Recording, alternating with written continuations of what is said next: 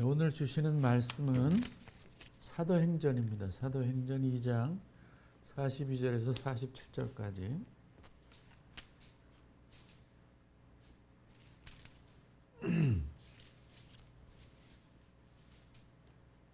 제가 한 절, 여러분들이 한 절 봅시다.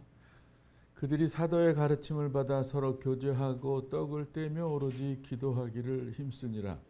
사람마다 두려워하는데 사도들로 말미암아 기사와 표적이 많이 나타나니 믿는 사람이 다 함께 있어 모든 물건을 서로 통용하고 또 재산과 소유를 팔아 각 사람의 필요를 따라 나눠주며 날마다 마음을 같이하여 성전에 모이기를 힘쓰고 집에서 떡을 떼며 기쁨과 순전한 마음으로 음식을 먹고 하나님을 찬양하며 또 온 백성에게 칭송을 받으니 주께서 구원받는 사람을 날마다 더하게 하시니라.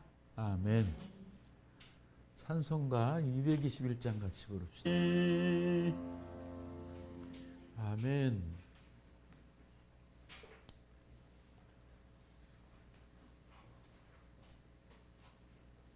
예, 우리 그리스도교, 기독교는 삼위일체 하나님을 믿는 종교입니다. 삼위일체라 함은 하나님이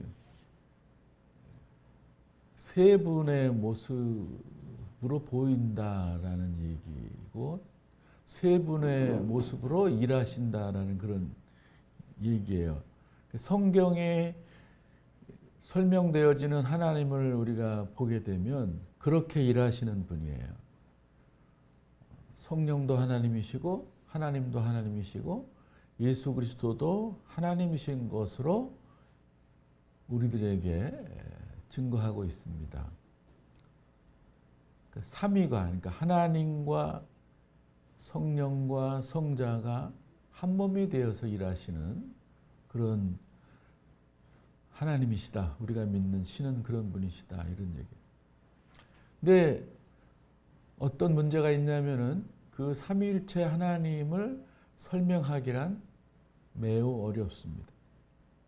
아무리 머리가 좋은 분도 IQ가 200 가까이 되는 사람이 혹시 있는지는 몰라도 삼위일체 하나님을 완벽하게 설명하기란 쉽지가 않아서 그 설명을 하려고 들면은 잘못되는 경향이 많이 있습니다. 그래서 삼위일체를 설명하려고 드는 사람 중에서는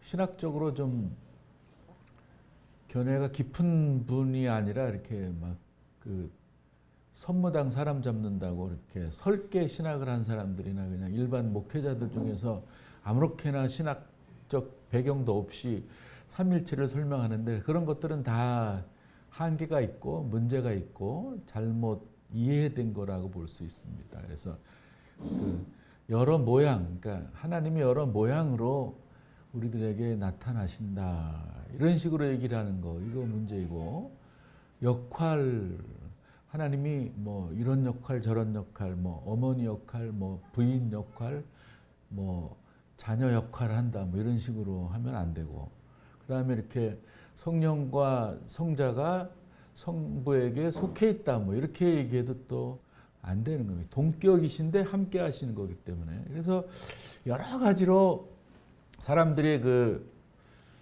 설명을 하려고 애를 썼는데 지금도 부족해서 이게 쉽게 이야기해서는 안 되는 겁니다. 그러니까 우리 성부, 성자, 성령께서는 구분되어 보이시지만 아예 떨어져서 나뉘어져서 분리된 분은 아니시다. 세 분이 어우러져서 함께 일하신다. 그러기에 삼위일체 하나님이시다. 이 정도로만 우리가 이해하면 되겠어요. 여기서 우리가 깊이 깨달아야 할 점은 삼위일체 하나님을 믿는 기독교는 공동체적이어야 한다라는 거예요. 공동체적이어야 한다. 개인적이지 않는다. 개인적인 것도 있지만 공동체적이다. 개인적이라는 것은 하나님과 나 사이에 있어서 개인적으로 해야 될 것들이 꽤 있어요. 하나님이 우리의 그 믿는 신이시고 아버지시지만 또 어머니시기도 하거든요. 그러니까 우리식의 표현으로는 그런 걸 다 갖춘 분이기 때문에 우리가 인격적으로 교류해야 됩니다. 그러니 성경을 보게 되고 또 다양한 통로를 통해서 우리들에게 계시해 주시는데 그 계시를 알아차려야 되고 또 그러기 위해서는 내가 내 마음문을 열고 하나님이 나에게 말 걸어오실 때 내가 또 응답하는 소위 그게 이제 기도라고 볼 수 있는데 그거를 하게 되는 거죠. 그리고 또 그런 속에서 우리가 수많은 하나님을 체험하게 됩니다. 수많은 하나님을 체험하는 게 아니라 하나님이 계시고 하나님과 나와 교류하시는 것을 체험하게 되고 그것을 통해서 우리가 함께 모여서 나누고 공동체를 이루어서 사랑하고 교제하고 한 식구로 살아가는 것이 바로 이 기독교입니다. 이 삼위일체 하나님이 원하시는 공동체를 이루어가는 모습이 오늘 읽은 성령받은 본문, 성령받은 사람들의 모임을 이야기하고 있는 이제 본문에 소개되고 있는 것이죠. 한 가지 더 말씀을 드리고 싶은 것은, 그러니까 많은 사람들이 그러니까 치우치기를 좋아해요. 그러니까 사람은 치우치게 생겨 먹었나 봐요. 그러니까 이렇게 중앙에 있기가 좀 힘든 것 같아요. 좌로나 우로나 치우치지 말아라. 이렇게 하나님이 얘기를 하셨는데 그러기가 쉽지가 않나 봐요. 근데 성서는 우리들에게 치우치지 말고 정중동하여라 이렇게 얘기합니다. 그러니까 어떤 사람은 지나치게 개인적인 쪽으로 몰아서 신앙생활을 하고 어떤 사람은 그 개인적인 걸 좀 이렇게 무시하고 또 공동체적인 것만 이야기하고 추구하고 그 실천해야 된다라고 얘기하는데 그 두 가지 다가 유기적으로 이렇게 연결이 돼 있다라는 걸 여러분들 잊지 않으셨으면 좋겠습니다. 오늘 그 말씀 전하는 제목이 성령 받은 교회. 오늘 본문에 그 사람들의 모임이 성령 받은 사람들의 모임입니다. 그러니까 교회죠. 성령 받은 교회죠. 그래서 교회의 모범이 될 수 있다라고 저는 봅니다. 그래서 교회다움이 살아있는 그런 모임이다 이렇게 생각합니다.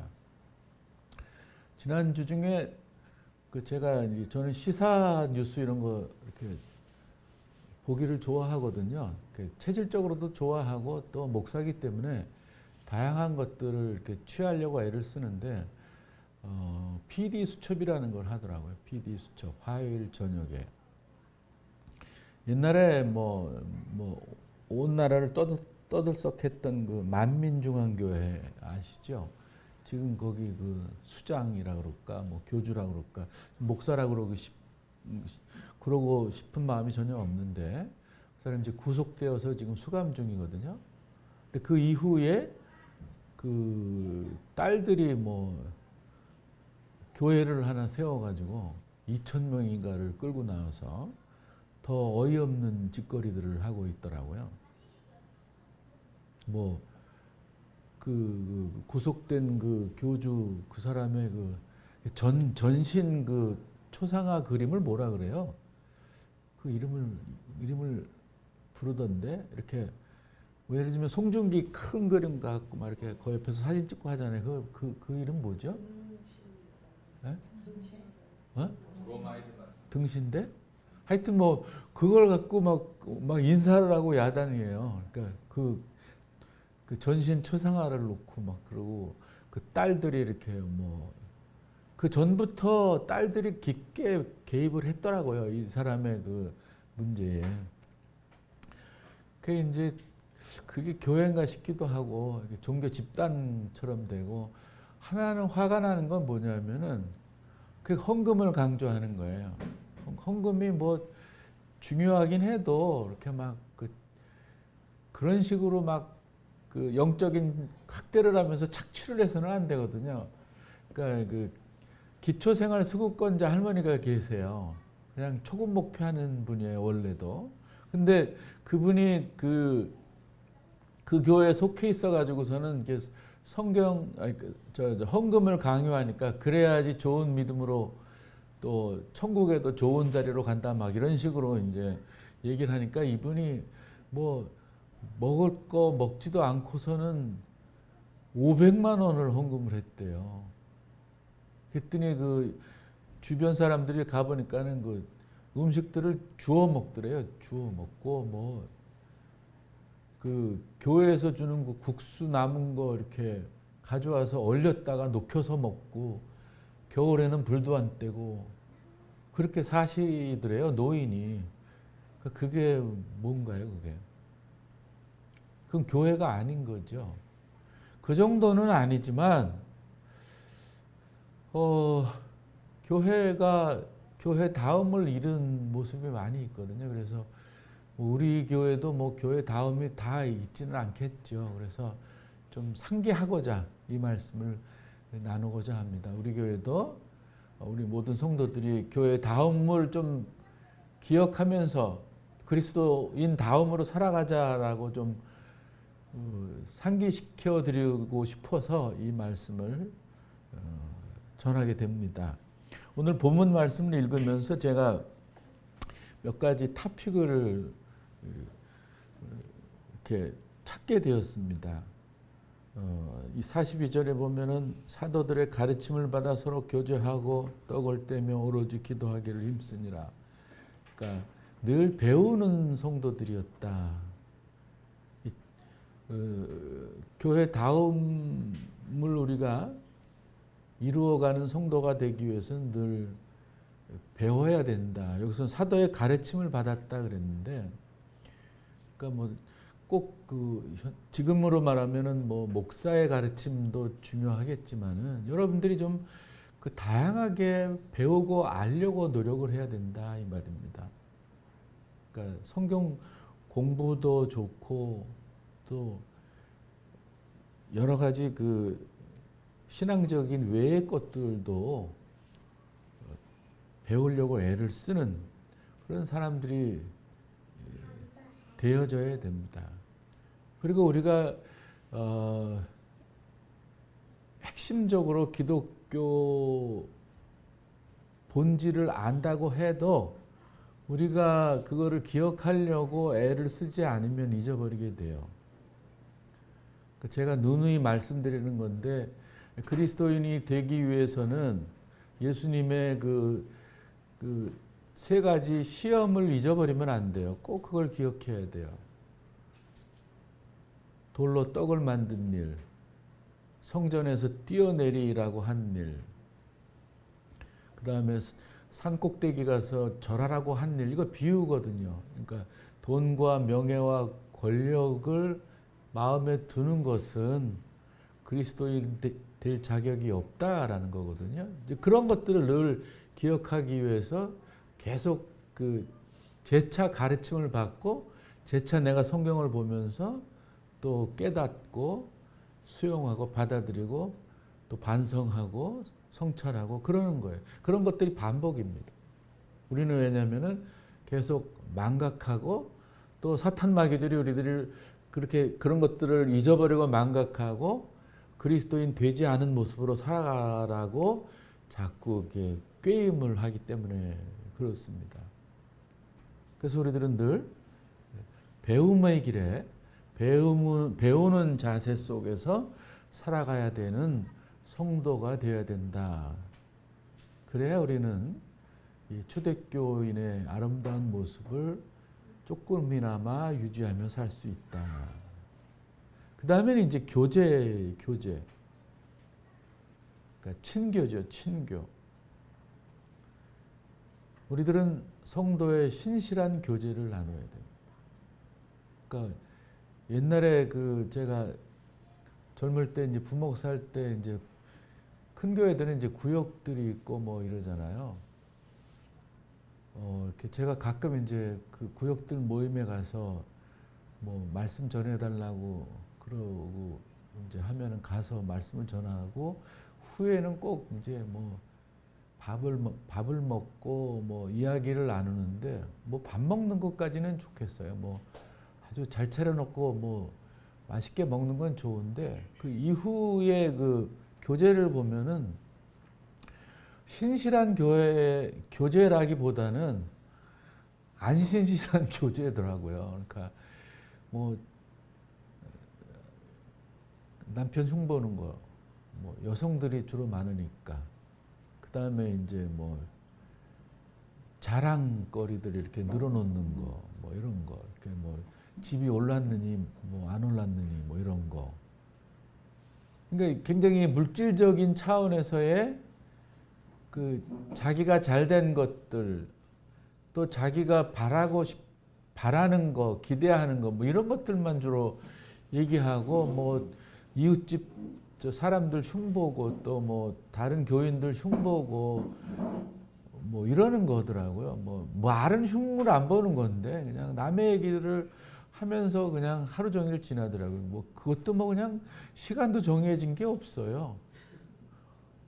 그래서 그래 이게 교제인가 싶은 마음이 들었어요. 근데 많은 교회들이 그러고 있더라고요. 그러니까 그건 또 역시 목사의 책임인 것 같아요.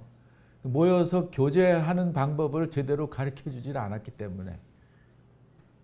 그러니까 일반 사람들 모여서 그냥 뭐 하는 그런 그 수준의 모임밖에는 할 수 없는 거지. 그래서 또 저는 이게 내가 목사가 잘못이 많구나 또 반성하게 됩니다. 이 또 먹고 마시는 일이 또 중요해요. 먹고 마시는 일이. 교제를 위해서는 그냥 맹숭맹숭하게 만나는 거는 그 우리가 되게 어색할 수 있고 분위기를 이렇게 그 교제로 인도하기는 좀 쉽지 않아요. 그래서 우리가 먹는 거와 이렇게 마시는 거, 이렇게 뭐 술 얘기는 아닙니다. 그러니까 먹고 마시는 거, 그러니까 음식을 먹는 거, 이거는 굉장한 그 친교의 한 그 핵심 그 내용이다라는 걸 여러분들이 기억하시고, 막 교회에서 막 먹는 거를 막 이렇게 너무 그 집착하는 건 안 좋지만 너무 금하는 것도 또 안 좋아요. 그러니까 유학할 때 그 교회는 그 너무 좀 먹는 거에 집착하더라고요. 한 달에 한 번 모여서 내가 아쉬워가지고 그러면 우리가 신앙적인 그 어떤 그 자기 경험이나 나눔도 좀 하자 이러니까는 막 싫어하더라고요. 밥 먹으려고 모였는데 그거 너무 지나친 거죠. 그러니까 밥도 먹으면서 우리가 그 신실한 성도의 그 나눔도 좀 해야 될 필요가 있거든요. 그래서 또 이런 교제들은 나의 이야기를 하는 게 굉장히 중요해요. 나의 아픈 이야기, 나의 슬픈 이야기, 괴로운 이야기, 이런 그 이야기를 편안하게 얘기할 수 있는 그런 그 관계성이 형성이 돼야 됩니다. 근데 이제 그렇게 형성이 되지 않으면 나는 형성이 된 줄 알고 얘기했는데 그 후에 이제 내가 더 고통당할 수 있는 경향이 있거든요. 그러니까 우리가 좀 성숙된 모습을 기본적으로 가져야 성도의 신실한 교제를 나눌 수가 있는 겁니다. 그러니까 초대교회 오늘 읽은 성도 말씀의 성도들은 이렇게 성도의 신실한 교제를 하였다라고 봅니다. 그래서 우리도 교회 다음을 위해서 이런 신실한 성도의 교제를 하는 성도가 되었으면 좋겠다라는 말씀을 드리고요. 그 다음에는 나눔을 했다. 봉사라고 해도 되겠어요. 여기서 보면은 이제 44절부터 믿는 사람이 다 함께 있어 모든 물건을 서로 통용하고 또 재산과 소유를 팔아 각 사람의 필요를 따라 나눠주며, 요게 이제 이 나눔이거든요. 자발적인 경제적 나눔, 강제적인 게 아니에요. 그래서 어떤 사람들은 뭐 공산주의다 이 말씀이 그러는데 공사연주의는 아니고요. 내가 마음이 동하면, 그리고 또 마음이 동하면 하는 게 아니라 내 형편도 또 아주 이성적으로 생각해 봐야 돼요. 왜냐하면은 막 그 마음이 동해 가지고 형편도 안 되는데 막 하면은 문제가 생길 수 있거든요. 형편에 맞게 자발적으로 나누는 그런 사람들이 되어야 된다 이 말입니다. 너무 그 뭐랄까 야박해도 안 되고 너무 지나쳐도 안 되는 거예요. 근데 보면은 좀 이렇게 경제적으로 넉넉한 사람들이 야박하고 경제적으로 안 넉넉한 사람들이 안 야박하게 해가지고 이게 좀 문제인 것 같아요. 그 재활원에 그렇게 봉사하고 나누러 오는 사람들을 보면 그렇게 부자 없어요. 뭐 가난하지는 않지만 그래도 작은 마음이라도 나누고자 하는 사람들이 자원봉사하고 후원하는 사람들이 있지 뭐 큰 부자 없어요. 그래서 이런 그 자발적 경제 나눔 이런 것들 굉장히 필요하다. 그 필요한 사람이 있잖아요. 우리는 뭐 이 자본주의 사회에 살다 보니까 어떤 사람은 풍요하고 어떤 사람은 그렇지 못하고 부족하고 그렇기 때문에 아까 말씀드린 대로 내 형편에 맞게 많든지 적든지 크든지 작든지 상관없이 나누려고 내 마음을 여는 것이 매우 중요하다. 우리가 진짜로 예수를 알고 구원받은 백성이라고 고백한다면 나눔이 자연적으로 생성이 돼야 되는 거예요. 이 자연적인 거예요. 자연적. 내가 하나님의 사랑을 받았으니 예수 그리스도의 사랑을 받았으니 나도 해야지. 그러니까 부모의 은혜를 아는 사람들이 부모에게 이렇게 효도도 하고 다른 또 그 어르신들에게 그 착한 마음의 행동들도 하잖아요. 마찬가지인 거죠. 그러니까 우리들이 예수님의 진짜 사랑을 체험했다면 가만히 있을 수가 없어요. 나의 복만 간구할 수는 없단 말이죠. 다른 힘든 사람들 늘 생각하고 기억하고 그들을 위해서 기도하고 작게나마 내 것을 나누는 그런 용기를 낸다 이 말이죠. 우리 가운데도 필요한 사람들이 있지만 우리들이 눈을 좀 다른 곳으로 넓게 멀리 돌리면 수백만의 어린이들이 지금 굶고 기아해서 죽어가고 있어요. 그런 것들 기억해야 됩니다. 전쟁통에 죽어가는 사람들 많고 하여튼 뭔가 필요로 하는 사람들이 우리 주위에나 우리나라나 외국에 엄청 많다는 거 기억하시고 교회 될 때마다 나누기를 늘 애를 쓰는 성도, 그리스도인 다음의 성도이고 교회 다음을 이뤄가는 성도이다 싶습니다. 그 다음에 또 이 초대교우들의 모습을 보면 기도했다, 이렇게 기도했다. 그러니까 기도라는 형식이 다양하거든요. 그러니까 간구 기도에서부터 하나님과 깊이 인격적으로 교류하는 기도에게까지.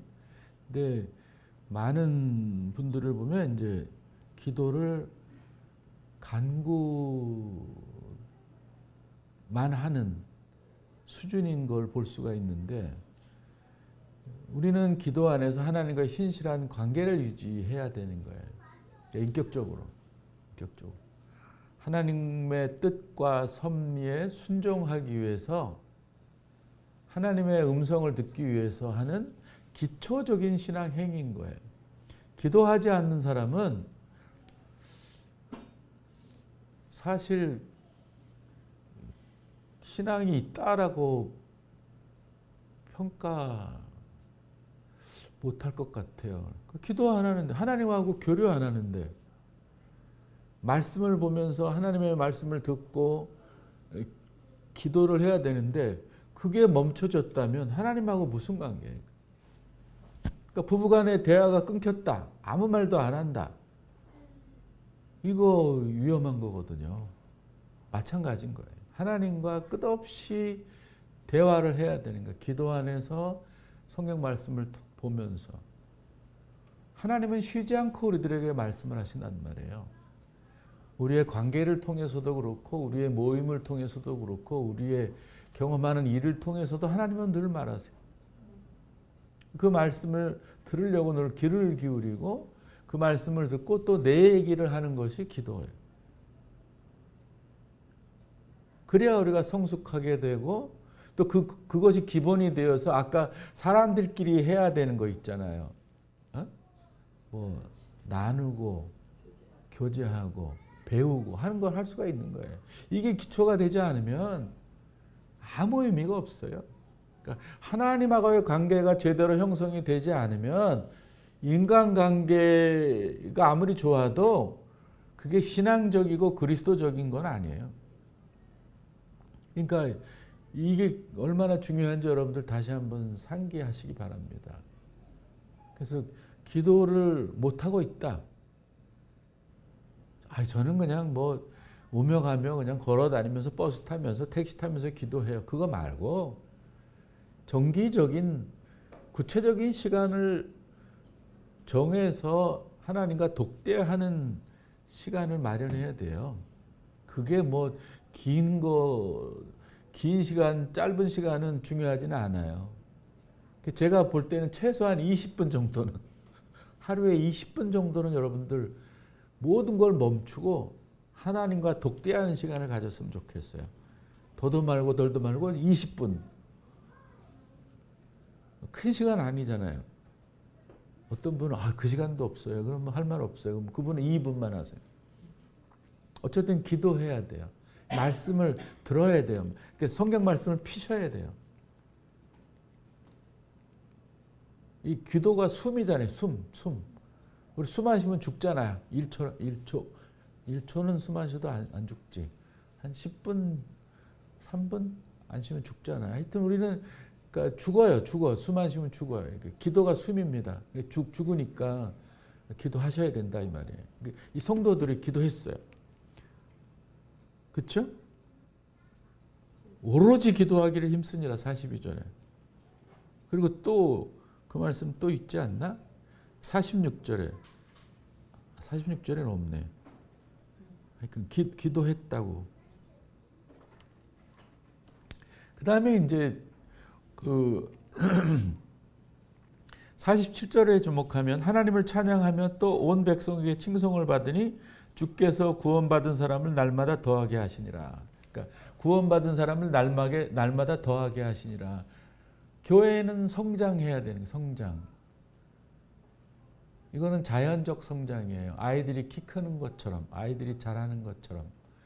아이들이 1살, 2살 더 먹어가면서 말도 늘고 인격도 늘어갑니다. 자연적으로. 그런 식의 성장을 얘기를 하는 거예요. 인위적인 성장은 안 되는 거죠. 근데 지금의 교회들은 인위적인 성장을 의도적으로 막 일부러 막 해요. 네?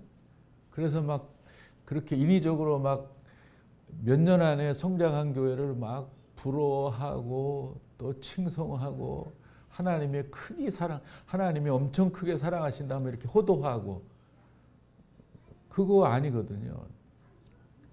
교회의 다움을 유지하려면 교회는 아주 자연의 이치적인 그런 수준에서 성장해야 되는 거예요. 자연적으로. 나무가 자라듯이 아이들이 자라듯이. 인위적으로 성장시키려고 막 프로그램 막 하고 뭐 누가 많이 모이게 했다라는 무슨 전도 훈련하고 뭐 이런 거 하면 안 돼요. 그냥 우리가 삶의 한 귀퉁이 속에서 내가 성실하게 그리스도인의 향기와 그리스도인의 모습을 보이면서 나의 주위에 있는 사람들이 나를 통해서 그리스도를 보고 그들이 관심을 갖게 되고 그들이 믿고 싶게 되는 과정 속에서 우리 모임의 일원이 되어서 교회가 성장이 돼야지 막 그냥 뭐 우리 교회에 오면은 뭐 밥이 맛있고 뭐 우리 교회 오면은 뭐 다 같이 기도하면은 뭐 네가 바라는 게 잘 되고 뭐 이런 식으로 막 우리 목사님이 설교를 잘하고 능력이 많아서 안수만 하면은 막 뭐 저 누워 있던 사람이 벌떡 일어나고 뭐 이런 식으로 얘기하시는 거는 굉장히 위험한 거예요. 그냥 내가 일상생활 속에서 그리스도적인 모습으로 살아가면서 나를 보고 예수를 믿고 싶게 하는 그런 가운데의 성장, 그걸 우리가 늘 기억하면서 살아야 됩니다. 그 다음에 이제 칭찬을 받았어요. 칭찬. 이게 칭찬받기 참 힘들잖아요. 지금 교회가. 네? 개독교라고 막 그러잖아요. 개독교. 여러분들 저 인터넷이나 이런 데 보면은 기독교를 아주 비하하고 막말하는 사람들이 얼마나 많은데요. 개독교라고. 근데 이 초대교의 성도들은, 이 성령 받은 성도들은 이 칭찬을 받았다 그러잖아요. 하나님을 찬미하고 또 온 백성에게 칭송을 받으니, 온 백성에게. 교회 다음을 우리가 가지려면 이 주위 사람들에게, 그러니까 안 믿는 사람들에게 칭찬받는 교회가 돼야 되고 칭찬받는 그리스도인이 돼야 돼요. 사실 뭐 칭찬받을 일이 많아요. 교회가. 뭐 봉사도 제일 많이 하고 뭐 구제도 제일 많이 하고 뭐 다른 사람들 사랑하려고 제일 애를 쓰는 그룹이 교회예요. 근데 무슨 이유로 이렇게 칭찬을 못 받고 욕을 막 바가지로 먹나요? 그 소수의 그 사람들, 소수의 교회들, 소수의 목사들, 이런 사람들이 물을 흐려서 그런 거예요. 뭐 그런 말 있잖아요. 미꾸라지 한 마리가 물 흐린다고 뭐 그런 식이죠. 그러니까 우리가 본질에 충실해야 됩니다. 본질이 뭐예요? 기독교의 본질 예수 그리스도입니다.